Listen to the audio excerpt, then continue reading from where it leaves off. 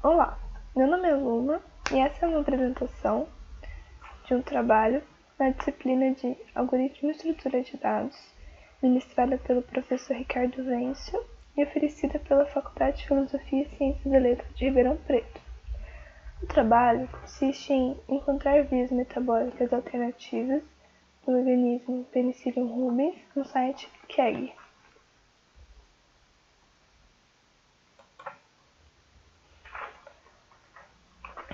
Uma breve introdução sobre os fungos. Bom, os fungos eles são eucariotos, eles possuem um núcleo envolvido por uma membrana nuclear, eles podem ser unicelulares ou multicelulares, a reprodução pode ser sexuada ou assexuada, e eles podem ser leveduras ou bolores. Bom, o organismo escolhido para o estudo desse trabalho foi o penicílio. E o penicílio ele é um ascomiceto, que tem como principal característica a produção de esporos. Como curiosidade, o penicílio ele foi importante na descoberta dos antibióticos. Um médico bacteriologista ele teve as placas de cultura contaminadas por acidente pelo penicílio. Então ele percebeu que isso levou a um padrão diferente no crescimento das bactérias. Percebeu que em volta do penicílio ele inibiu o crescimento da bactéria. E depois dessa descoberta, milhares de outros antibióticos foram desenvolvidos, mostrando a importância do penicílio na descoberta dos antibióticos. Bom, existem várias espécies de penicílio, e o penicílio escolhido para o trabalho foi o Penicillium rubens. Nessa imagem, ela mostra a rede metabólica do Penicillium rubens. E aqui nós temos todas as vias metabólicas relacionadas a esse único organismo. E o intuito do trabalho é estudar métodos computacionais que utilizem dessa rede metabólica para identificar a existência de vias alternativas quando há remoção de uma determinada reação. Bom, nesse artigo que ele fala sobre ferramentas computacionais relacionadas à biologia sintética para o desenvolvimento de caminhos bioquímicos. Ele mostra algumas ferramentas computacionais que estão sendo usadas atualmente. Essa primeira, ela é para identificação de caminhos. Ela identifica caminhos que melhor correspondem à rede metabólica de um organismo hospedeiro. Essa segunda aqui, ela é um quadro computacional que aconselha a otimização de uma rede metabólica. E essa última, ela identifica caminhos dentro de redes metabólicas existentes. Ele consegue rastrear a conservação de átomos através dos caminhos. E isso tudo mostra como o estudo de ferramentas computacionais relacionadas a vias metabólicas é importante na análise de informação na área das ciências biológicas. Bom, voltando ao trabalho. O objetivo é utilizar de estrutura de dados, como por exemplo a fila, que é usada nesse algoritmo, para o desenvolvimento e implementação de um algoritmo capaz de... Então o que o algoritmo tem que fazer? Ele tem que remover reações, descobrir a existência de vias alternativas e, caso essas vias existam, mostrar o caminho da via alternativa. Por exemplo, aqui é um substrato, aqui é uma reação e aqui é o produto. Então, se eu remover essa reação e tiver um outro caminho que leva desse substrato para esse produto, o algoritmo ele tem que falar se existe e, caso exista, mostrar o caminho. Bom, aqui na metodologia, coloquei esse organograma que mostra como que o meu algoritmo ele é organizado. Aqui em cima a gente tem a main, e a main utiliza de várias funções auxiliares. Eu vou explicar melhor algumas dessas funções. Aqui brevemente, a função leitura, o que ela faz? ela pega um arquivo TXT e esse TXT ele contém todas as vias metabólicas. Então, essas funções elas vão ler esse arquivo e vão colocar em uma matriz contendo a reação, o substrato e o produto. Ela vai ler e vai guardar numa matriz, simplesmente. As funções do menu, elas só vão mostrar um menu iterativo para o usuário. E as funções matriz, eu vou explicar melhor como que funciona. As funções dist caminho, elas servem para calcular a distância e o caminho entre dois nós. E ela usa a fila para fazer isso. Bom, as funções de ordenação eu vou explicar aqui. Bom, o que eu faço? Eu utilizo do método heapsort para ordenar a matriz. Por quê? Porque é mais fácil buscar em uma matriz ordenada do que em uma matriz desordenada. Então, eu uso o heapsort, que tem complexidade n log 2 de n, e como é uma matriz muito grande, ele acaba sendo bastante eficiente nesse caso. As funções matriz. Então, eu preciso de uma estrutura e eu vou criar uma matriz de estrutura. Nessa matriz eu vou guardar a reação, o substrato,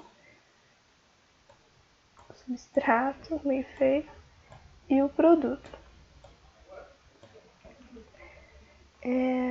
Essa primeira função, ela cria, ela usa o alloc para criar, e depois ela realoca. Por quê? Porque primeiro ela não sabe o tamanho, depois que eu falei o arquivo ela sabe o tamanho. E ela realoca para um tamanho exato da matriz. Bom, e a partir dessa matriz eu crio uma matriz esparsa. Quer dizer, bom, eu crio uma segunda matriz que eu só vou guardar o substrato e o produto. Ou seja, o nó de saída e o nó de chegada. Bom, por que eu faço isso?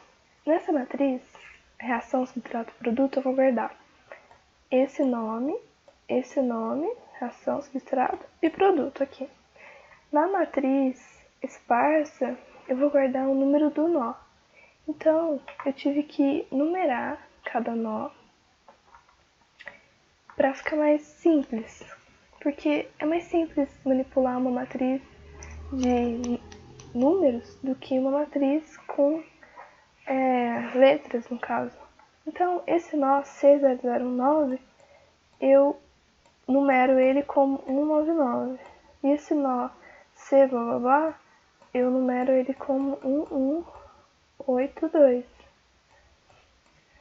Então, na matriz esparsa, eu só vou guardar esse número, o número do nó. Enquanto na matriz reação, substrato, produto, eu vou guardar toda a informação. O que acontece? Que eu crio a matriz esparsa, ela também é lida de um TXT. E a função remove aresta, eu removo da matriz esparsa. Então, eu vou lá e dou um nulo em uma linha. Ou seja, não dá para ser daquele substrato e chegar naquele produto. E eu só posso fazer isso se eu souber, né, em que linha está a reação que foi removida. Então, primeiro eu tenho que buscar a reação. Por exemplo, você me dá como entrada essa reação, eu quero remover.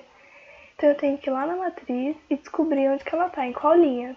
Sei lá, tá na linha 30. Aí o que acontece? Eu vou lá na matriz esparsa e dou nulo na linha 30.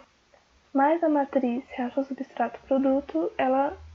Então, primeiro essa pega a busca. Ela só recebe do teclado uma reação, substrato e um produto que vão ser removidos. E aí a busca, eu tenho que encontrar a linha que está a reação que vai ser removida. Então, como que funciona a busca? Primeiro eu uso a busca binária para achar a reação, porque como eu ordenei, é mais fácil encontrar a reação. Então, se ele não encontrar a reação, ela não existe.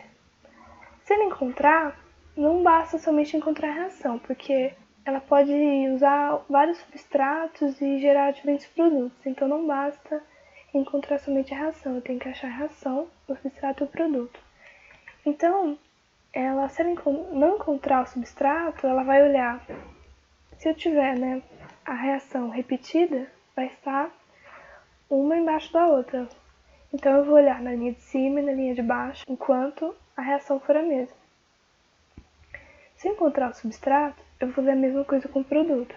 Se eu tiver uma reação e um substrato repetido, eu vou olhar nos dois e descobrir qual é o produto que eu quero.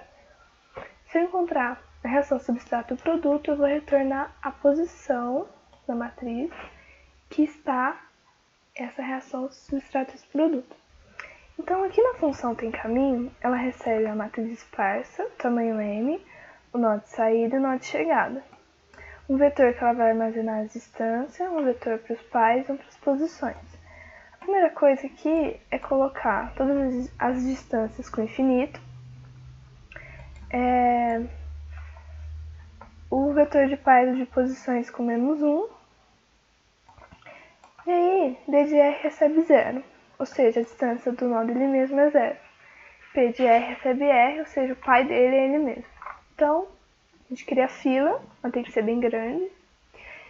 E aí, enquanto a fila não estiver vazia, o que eu vou fazer? Eu vou tirar um cara da fila. E aí, para cada J percorrendo a matriz, eu verifico se tem aresta. Se tiver aresta e o nó ainda não foi visitado, e eu ainda não sei quem é o pai desse cara, e aí P de J recebe U, ou seja, o pai de J é U. Vou guardar essa informação no vetor de pais. Vou guardar a posição que eu encontrei, e aí D de J recebe D de U mais 1, ou seja, a distância até J é o que estava no antecessor, D de U, mais 1. E aí eu vou colocar o J na fila e vou fazer isso para todos os nós do grafo. Ao final disso, depois de eu tiver olhado todo mundo, se a distância até o nó de chegada for infinito, então quer dizer que não existe caminho, retorno 0. Se não for infinito, então existe caminho, retorno 1. Então, no próximo slide tem um GIF mostrando como funciona a busca em largura. Dado um nó, ele vai olhar todos os sucessores desse nó. E depois ele vai olhar os sucessores dos sucessores do nó, até ele olhar todo o grafo. Então, depois da função, se a função tem caminho, eu vou ter um vetor distância, um vetor com pais e um vetor com posições. Só que eu ainda vou precisar mostrar o caminho. Não adianta só ter aqueles vetores. Então, nessa função, eu crio um vetor linha, que ele vai armazenar todas as linhas que correspondem à minha matriz de reação substrato e produto. Bom, essa função ela recebe o nó de saída, o nó de chegada, as posições, a matriz. E aí, eu vou ver no vetor de pais. O pai do nó de chegada existe? Se for -1, não existe. Então, eu retorno 0. Então, aí, o pai do nó de chegada é o nó de saída? Se não for, então existem nós intermediários entre esses dois. Então eu preciso descobrir e guardar esses nós. Então o que eu faço? Enquanto o pai do nó de chegada não for o nó de saída, eu vou olhando. Vou guardando a posição no vetor linha e vou atualizando o meu R2. Então, o pai de R2 é R1? Não. Ah, quem é? É, sei lá, R5. Tá, guarda R5. Quem é o pai de R5? É R1? Não. Eu vou fazendo isso até que eu encontre eu encontre o R1. Quando eu encontrar um cara que o pai dele é R1, eu vou ter encontrado todo o caminho entre esses dois nós. E aí é só mostrar na tela. Aqui tem um exemplo do programa. Então a gente tem 3 opções: ver as reações, remover ou finalizar. E aí eu tenho que digitar qual é a reação que eu quero, substrato, o produto que eu quero remover. E aí ele vai falar se é possível, se tem caminho, vai falar a distância e vai falar a linha referente ao TXT da matriz ordenada, a reação, o substrato e o produto. Então, 149 para o 48, se eu remover, o 149 pode ir para o 22, o 22 para o 65, 65 para o 37, o 37 para o 48. Então, é dessa forma que o programa vai dar os resultados. Bom, sobre a discussão. Podem surgir possíveis erros no programa, pelo fato da matriz reação substrato-produto ter sido digitada à mão no arquivo TXT. E no caso, são mais de 2.000 linhas. Então é possível erros decorrentes disso. O programa usa a busca em largura para encontrar a via alternativa. E a busca em largura, ela precisa passar por todo o grafo, examinando todos os nós e arestas. E por conta disso, às vezes não é uma boa solução usar a busca em largura. Por quê? Esse quadro mostra o porquê. Aqui nós temos valores para profundidade de árvore, número de nós, tempo de execução e memória necessária. Esse é para uma árvore com uma ramificação sempre igual a 10. Nós vemos essa linha aqui, para uma árvore com profundidade 12, 10 na 12 nós, o tempo necessário seriam 13 dias e a memória seria 1 petabyte, ou seja, é muita memória. E nesse caso a gente pode ver que a busca em largura ela tem um problema maior com a memória do que o tempo de execução.